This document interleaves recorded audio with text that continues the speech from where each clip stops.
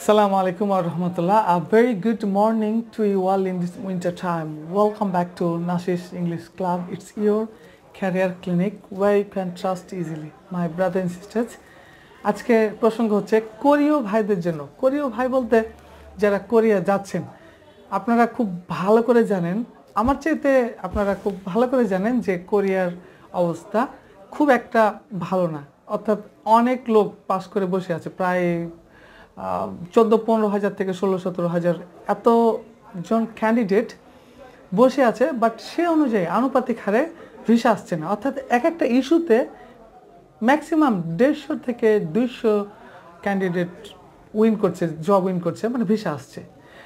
তাহলে হচ্ছে ব্যাপারটা যে একটা বছরে 3টা ইস্যু হয়তো আসছে বা 4টা ইস্যু আসছে। তো আপনি যদি হিসাব করেন তাহলে 3টা যদি হয়, ম্যাক্সিমাম 4টাই যদি ধরি সব মিলিয়ে, তো প্রত্যেকটা ইস্যুতে যদি 200 করে আসে তাহলে 4 2 হচ্ছে 4 2 8, মানে 800।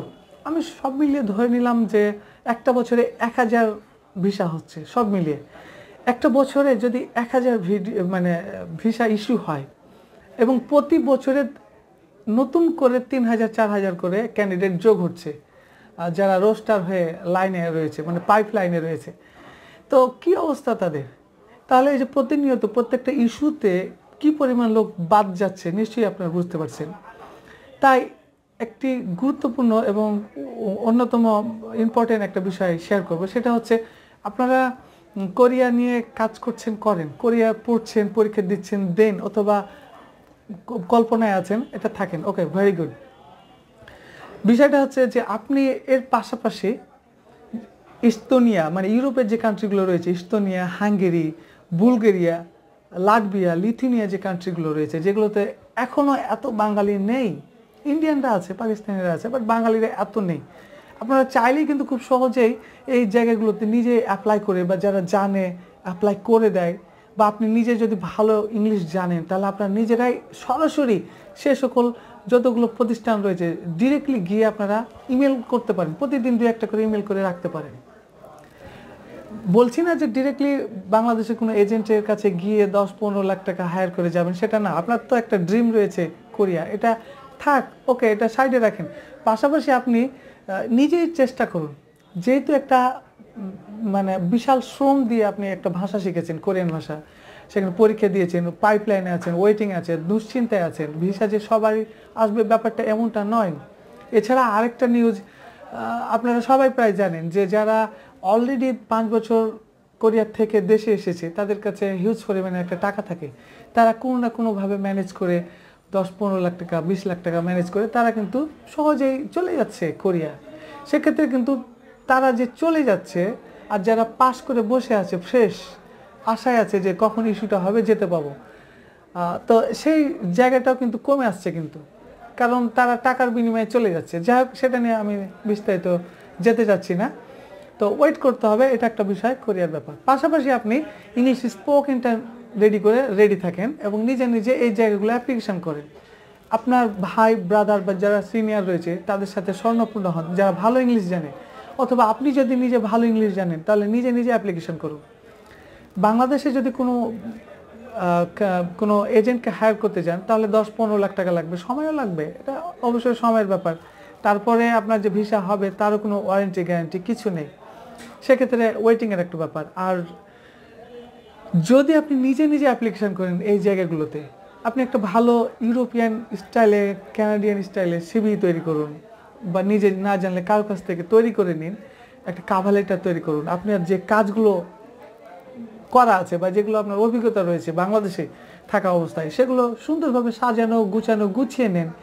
এরপর আপনি ইউটিউবে যান, গিয়ে বিভিন্ন কান্ট্রির যে জব পোর্টাল রয়েছে, জব দেওয়ার জন্য যে সরকারি বা বেসরকারি যে প্রতিষ্ঠানগুলো রয়েছে, যেমন বাংলাদেশে bdjobs.com, আরও অনেকগুলো জবস রয়েছে যেগুলোতে প্রতিনিয়ত জব আছে। আমরা ঢুকে সেখানে গিয়ে অ্যাপ্লিকেশন করি, আপনারা সেখানেও করতে পারেন, সেখানে ট্রাই করতে পারেন। তাছাড়া আপনি যদি জাস্ট সার্চ দেন কোন একটা কান্ট্রিতে যে ইন্ডিয়ান কনস্ট্রাকশন কোম্পানি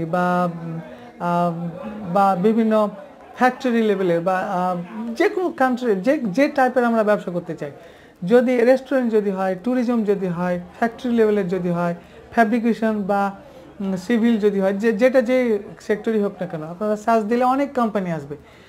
কোম্পানিতে ঢুকে সরাসরি সেখানে ইমেল করবেন। HR ডিপার্টমেন্টের প্রধান যিনি, তাকে ইমেল করবেন, সরাসরি সেখানে ইমেল করবেন। কিভাবে ইমেলটা লিখবেন সেটা নিয়ে আমার ভিডিও আছে, আপনারা চাইলে দেখতে পারেন। কভার লেটারটা প্রতিনিয়ত জব যেটাতে অ্যাপ্লিকেশন করবেন সে অনুযায়ী প্রতিনিয়ত চেঞ্জ হবে, কিভাবে লিখবেন সেটা নিয়ে আমার ভিডিও আছে। আপনারা চাইলে আমার নাসিস ক্লাব পেজ অথবা চ্যানেলে গিয়ে দেখে নিতে পারেন। প্রতিদিন 2টা কোম্পানিতে যদি ইমেল করেন, মাসে আপনার 3টা করে যদি করেন, মাসে আপনার প্রায় 90+ আপনার অ্যাপ্লিকেশন হবে। এবং এটা একটা সময়ের ব্যাপার। কোরিয়াতে যেমন আপনি 1 বছর ধরে ওয়েট করছেন, 2 বছর ধরে ওয়েট করছেন, 1 বছর ধরে যদি আপনি শুধু অ্যাপ্লিকেশন করতে থাকেন, অনেক ইমেল আসবে, রিজেক্ট ইমেল আসবে, ভ্যাকেন্সি নাই বলবে, আবার আপনাকে ইন্টারভিউতে ডাকবে, আপনি ইন্টারভিউতে যাবেন, স্কাইপে অথবা হোয়াটসঅ্যাপ অথবা জুমের মাধ্যমে আপনি ইন্টারভিউ দেবেন, আপনার স্কিলগুলো তুলে ধরবেন, ইংরেজিতে কথা বলে আপনার সমস্ত সেলেবল যে স্কিলগুলো সেগুলো শো করবেন। এইভাবে একটা সময় আপনি উইন করতে পারেন। আপনি একজন ভালো রড বেন্ডার, কার্পেন্টার, ম্যাসন, আপনি একজন ভালো প্লাম্বার, আপনি একজন স্ক্যাভেটিং ড্রাইভার হতে পারেন, যে কোনো পেশারই আপনি হতে পারেন, কোনো সমস্যা নাই। আপনারা আপনাদের রেলিভেন্ট মানে প্রাসঙ্গিক সেক্টরেই আপনি আবেদন করবেন। আর এটার জন্য আপনার এডুকেশন অনেক কোয়ালিফিকেশান লাগবে সেটা নয়, আপনার কাজের যে যোগ্যতা এতটুকু জানলেই আপনি সেখানে অ্যাপ্লিকেশন করবেন। আর ইংরেজি তো মাস্ট আপনার জানা লাগবে, কারণ ইংরেজি ছাড়া আপনি তো অ্যাপ্লিকেশন নিজে করতে পারবেন না। আর আপনি যে কোনো একটা এজেন্টে যাবেন, সেখানেও 12-13 লাখ টাকার ব্যাপার আছে, টাকা জমা দিতে হবে, 1-2 বছর ওয়েট করতে হবে, হবে কি হবে না সেটাও জানা নাই, অনেক ব্যাপার থাকে। তো আমি আপনাদেরকে সাজেস্ট করব শুধু কোরিয়ার এই দিকে ওয়েটিং না করে ইংরেজিটা ভালো করে শিখে নিন। এই যে বিভিন্ন কান্ট্রিগুলো যেগুলোতে এখনও মানুষ বাঙালি যায় নাই, সেগুলোতে আপনারা অ্যাপ্লিকেশন করুন। কিভাবে করতে হবে নিজে না জানলে কারো শরণাপন্ন হন এবং এভাবে এগিয়ে যান। তাহলে এটা একটা বিষয়। আর একটা বিষয় হচ্ছে যে কোরিয়াতে আপনারা চাইলে স্টুডেন্ট ভিসায় যেতে পারেন। যারা SSC পাস, HEC পাস, তারা মাস্টার্স লেভেলে, ব্যাচেলার লেভেলে বা PhD লেভেলে আপনারা সেখানে যেতে পারেন। সেক্ষেত্রে অবশ্যই ইংলিশ ভালো জানা লাগবে, আইএলটিএস করা লাগবে। আইএলটিএসটা হচ্ছে ইংরেজির একটা সার্টিফিকেটের মতো। ইংরেজি আপনি কেমন জানেন, কতটুকু জানেন, আপনার দক্ষতার টেস্টের হচ্ছে এই পরীক্ষাটা। ঠিক যেমনটি আপনি কোরিয়ান ভাষা শিখে পরীক্ষা দিচ্ছেন, এটার মেয়াদ হয়েছে 2 বছর, ঠিক আইএলটিএসের একটা সার্টিফিকেট পাবেন পরীক্ষা দিয়ে, এটারও মেয়াদ হচ্ছে 2 বছর। আপনি এই আইএলটিএস পরীক্ষা দিয়ে খুব সহজেই আপনি একেবারে কম খরচে, মানে যদি আপনার স্কোর ভালো থাকে 6.5 বা 7.5, তাহলে তো আপনি স্কলারশিপ পেয়ে যাচ্ছেন, কারণ 3-4 লাখ টাকাতে আপনি খুব সহজেই যেতে পারছেন কোরিয়া। তো আপনারা চাইলেই কিন্তু এই অপরচুনিটিগুলো গ্র্যাব করতে পারেন এবং চেষ্টা করতে পারেন। এই চেষ্টাটাই আপনাকে হয়তো একটা জায়গাতে নিয়ে যেতে পারে। তাহলে এই ভিডিওটি এখানে শেষ করছি। আপনাদের শুভকামনা রইল। ভিসা জন্য অবশ্যই ওয়েটিং করছেন, অনেকে দুশ্চিন্তায় আসছেন, ভিসা আসছে না, আসবে না, এবং এর ভবিষ্যৎ পরবর্তীতে সত্যিকারে খারাপ। কারণ হচ্ছে যারা স্টুডেন্ট ভিসায় চলে যাচ্ছে, এরাই তো ওখানে যে ওয়ার্ক পারমিট একটার পর্যায়ে যাবে। এরা পার্ট টাইম প্রথমে জব করবে, পড়ালেখা শেষ করার পরে তারা ইন্ডাস্ট্রিয়াল লেভেলে জবে সরাসরি চলে যাবে। তো কোরিয়ান লোক তো চাইবে যে একজন দক্ষ লোক আমাদের দেশে পড়াশোনা করে তারা আমাদের ইকোনমিতে কন্ট্রিবিউট করুক, এখানে পড়াশোনা করে এইখানে অবদান রাখুক আমাদের কাজে, তারা এখানকার কালচার, তারা এখানকার সব কিছু শিখুক, কর্পোরেট সিস্টেম, জব সিস্টেম, তারপরে সেখানকার সমস্ত কিছু শিখে তারা এখানে চাকরি করুক।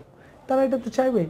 সেক্ষেত্রে তখন আপনাদের যে ইপিএস সিস্টেমে যে লোকগুলো নেওয়া হচ্ছে, এটার ক্ষেত্রটা অনেক কমে যাবে এবং প্রচণ্ড চ্যালেঞ্জিং হয়ে যাবে, এবং এটা অদূর ভবিষ্যতে খারাপ হতে যাবে এবং যাচ্ছে যে পরিস্থিতি আমরা এখন পর্যন্ত অবজার্ভ করছি। প্রিয় শিক্ষার্থীগণ, প্রিয় ভাইগণ, ভালো থাকবেন, সুস্থ থাকবেন। আবারও আরেকটি ভিডিওতে অন্য কোনো প্রসঙ্গ নিয়ে আবারও আলোচনা হবে। ভালো থাকবেন। আসসালামু আলাইকুম।